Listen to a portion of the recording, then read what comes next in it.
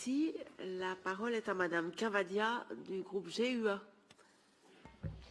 Thank you, Madam Chair. Dear colleagues, it is a sad fact indeed that PACE, the democratic voice of the peoples of the Council of Europe, is forced in 2019 to debate the suppression of women's rights through sexism that even exceeds to the point of sexual harassment in several European parliaments.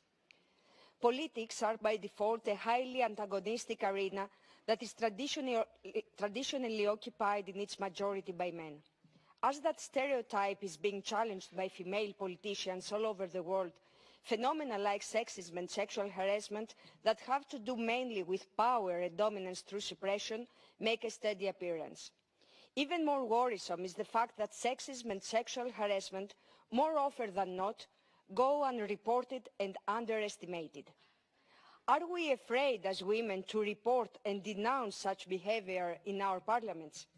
Coming from a country where politics was considered more or less a male playground in the past, but also coming from a political group that upholds feminist emancipation and equality, I say to this Assembly, loud and clear, that no, we are not afraid.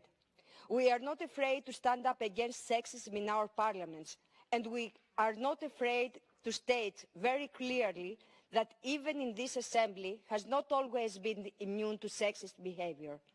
That female members of this Assembly, especially women MPs, that chose to present and defend reports on gender equality, family rights for LGBTQI people, reproductive rights of women and other such sensitive topics, have sometimes found themselves targeted by sexist remarks.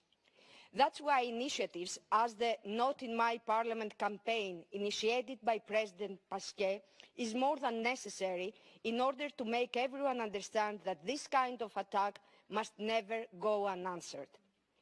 Women that choose to enter politics and have the ambition to actually make a difference through their work often find that they need to be not only hard-working, prolific and talented, but also tough in order to cope with male peer competition.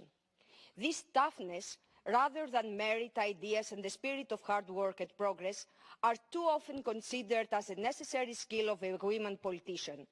And I ask you all, is this something that we in Europe today should be proud of? It is not a failure. Is it not something very problematic and disturbing? Parliaments, of course, are the mirrors of the societies that they elect them, at least in democratic principle.